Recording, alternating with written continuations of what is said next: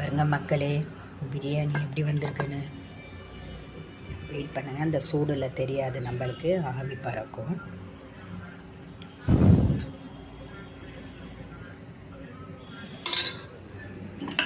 பாருங்க கிரேவி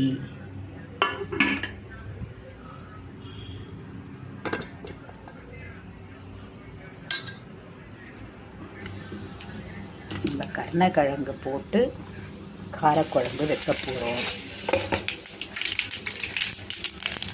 வடகம் போட்டாச்சு, வெந்தயம் போட்டாச்சு, சின்ன வெங்காயம்,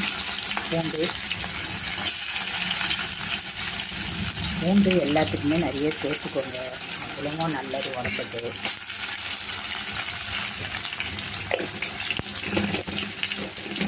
சாதம் கொதிச்சுட்டு இருக்கு.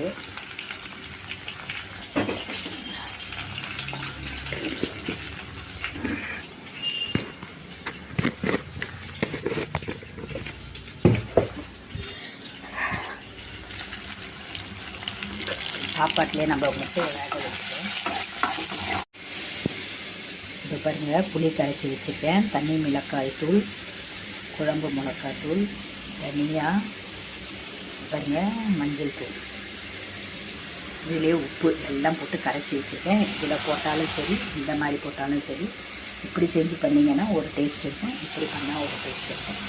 இதிலே நம்ம மிளகாத்தூள்லாம் போட்டிங்கன்னா அந்த பச்சை ஸ்மெல் போயிடும். ஸோ இதே மாதிரி கலக்கி போட்டிங்கன்னா இது ஒரு டேஸ்ட்டு இன்னமும் நல்லா இருக்கும். கலக்கிடலாம். பாருங்கள், காயெல்லாம் போட்டாச்சு, முட்டையை இதில் கொஞ்சம் பாயில் பண்ணுறோம். இப்படி கொதிக்குது பாருங்கள், தடாப்புலாம் கொதிக்குது பாருங்கள். அப்படி இந்த மழைக்கு சுட சுட சாப்பிட்டா எப்படி இருக்குன்னு பார்த்துக்கோங்க மக்களே.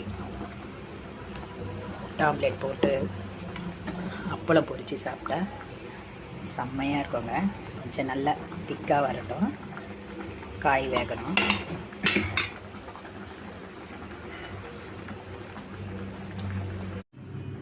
பாருங்க மக்களே, நம்ம காரக்குழம்பு வச்சாச்சு. இப்படி இருக்கு பாருங்க. நான் சொன்ன மெத்தட்லேயே வைங்க, நல்லாயிருக்கும், சூப்பராக. ஒரு தட்டு சாப்பாடு சாப்பிட்லாம் இந்த காரக்குழம்பு இருந்தால். அங்கே பாருங்கள், ஒயிட் ரைஸ் வேணும்னா சாப்பிடக்குள்ள அப்போல்லாம் முட்டை ஆம்லேட் போட்டுக்கலாம்.